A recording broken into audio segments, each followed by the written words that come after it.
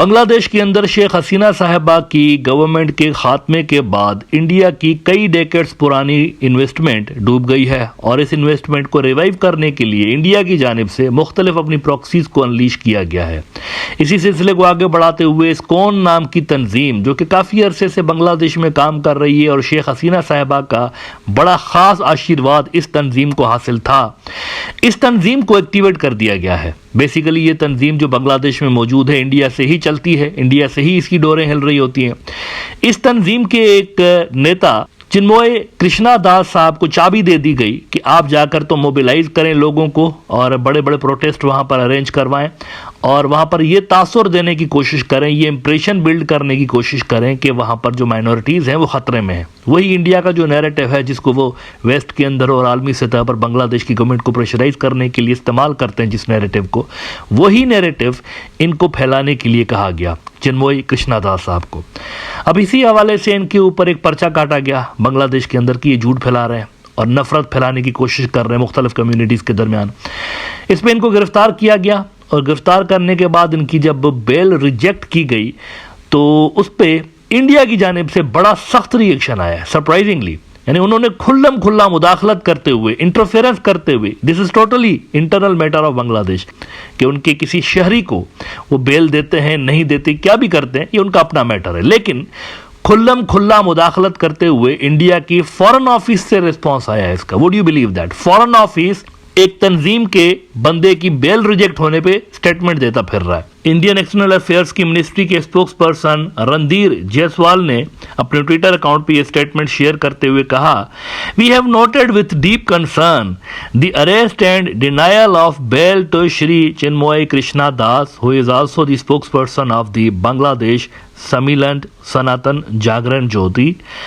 This incident follows the multiple attacks on Hindus and other minorities by extremist elements in Bangladesh. ये देखिए गौर करने वाली बात है, बांग्लादेशी कोर्ट्स के ऊपर डायरेक्टली असरअंदाज होने की कोशिश की जा रही है इंडिया की जानिब से। उनकी जो एक्सटर्नल अफेयर्स की मिनिस्ट्री है वो असल में बता रहे हैं कि हम जो बोल रहे हैं ना, आप वैसा डिसीजन दीजिए, यानी आपकी जो भी लीगल रिक्वायरमेंट्स हो उसको छोड़ दीजिए। हम कह रहे हैं कि अच्छा नहीं है, बेल क्यों रिजेक्ट की इस बंदे की, इस क्रिमिनल की, तो वो कह रहे हैं जो हम बोल रहे हैं ना आप वैसा करिए।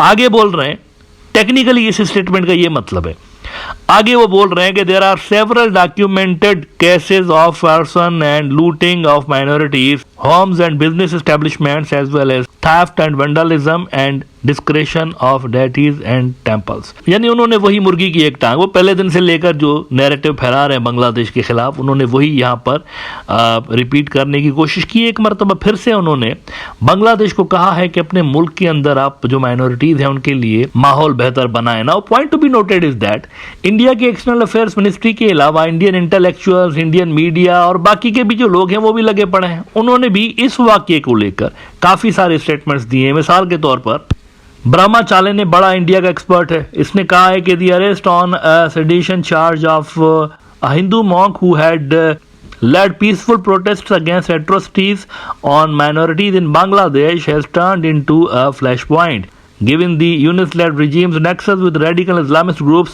the military-backed regime change has fostered lawlessness. इसके अलावा सात गुरु साहब, इनको भी एक वहाँ पर रिलीजियस फिगर माना जाता है, इनके भी बहुत सारे चेले चांटे हैं। इन्होंने भी यही लिखा है, It is disgraceful to see how a democratic nation is disintegrating to become theocratic and autocratic. It is the responsibility of every citizen to understand the value of having an open democracy वगैरह वगैरह। अब इन तमाम हजरात को मैं ज़रा शर्म दिलाना चाहूँगा। पहली इनकी प्रियोरिटी, मैं हमेशा से यही कहता हूँ, इनकी पहली प्रियोरिटी क्या होनी चाहिए, अपने मुल्क के माइनॉरिटीज। इनमें से किसी ने भी मुंह नहीं खोला। ये जरा खबर देख लीजिए डॉन न्यूज की, death toll from mosque survey clashes in India's Uttar Pradesh rises to 6। मतलब बांग्लादेश के अंदर भी एक वकील साहब जो है, सरकारी वकील मुसलमान, वो शहीद हुआ है बेचारा, उस पर कोई बात नहीं कर रहा। चिन्मयी की गिरफ्तारी पे मुंह फाड़ रहे हैं ना सारे। यहां पे आप देखिए वो वकील, उसको मारा गया है, इन्हीं क्लैशेस के अंदर बेचारा मारा गया है, उस पर कोई बात नहीं कर रहा। और यहां पे आप देखिए इंडिया के अंदर 6 बंदे मारे गए, 6 मुसलमान। क्यों मारे गए? हिंदुत्व के दहशतगर्द आए वहां पर। वो दहशतगर्द कह रहे थे मस्जिद को हम यहां पर गिरा के, बड़ी पुरानी मस्जिद है वहां पर, वो भी, इसको गिरा के तो हम मंदिर बनाएंगे, क्योंकि पहले यहां पर मंदिर बना हुआ था अब वो बेचारे मस्जिद गिराने को रोक रहे थे मुसलमान, उनको मारा गया, बहुत सारे जख्मी है, 6 मारे गए हैं, शहीद किए गए।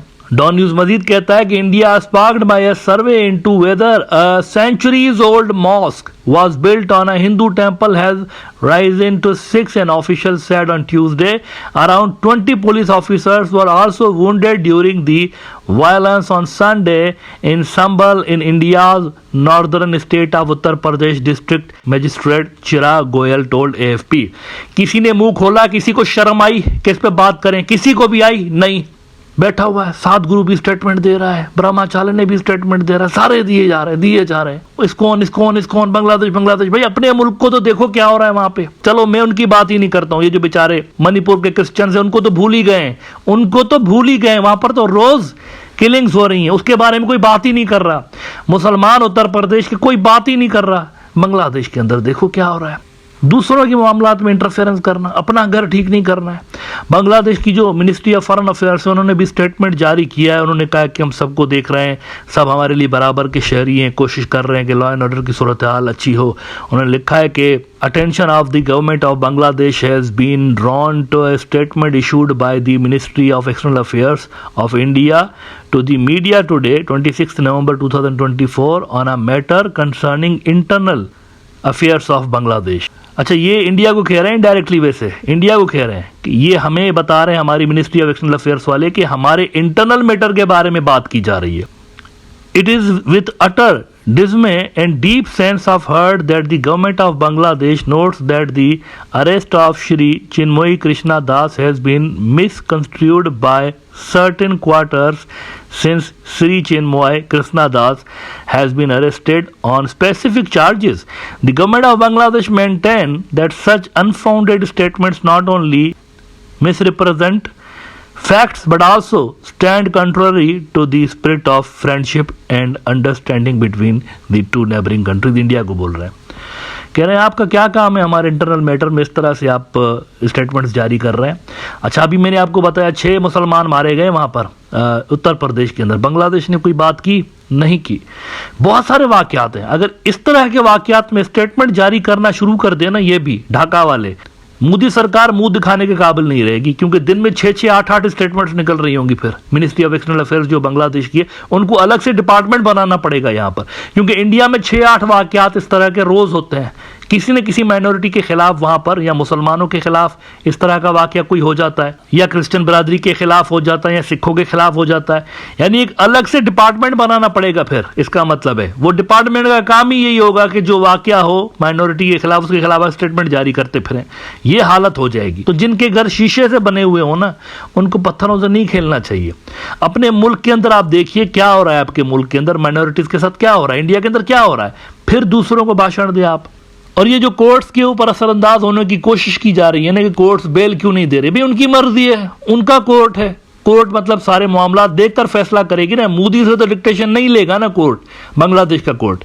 यहाँ क्या रंजन गोगोई वाला मामला है, वो जो इंडिया का फॉर्मर चीफ जस्टिस था, जिससे राम मंदिर का फैसला लिया गया था डिक्टेशन देके उसको। यहाँ पर ऐसे मामला तो नहीं हो रहे ना फिलहाल बांग्लादेश के अंदर। लिहाजा मेरे ख्याल से ये अननेसेसरी चीज़ें हैं जो कि इंडिया की जानिब से हो रही हैं, और इस तरह के जो मामलात हैं ये दोनों मुल्कों के बायलैटरल टाइज को मज़ीद ख़राब करेंगे।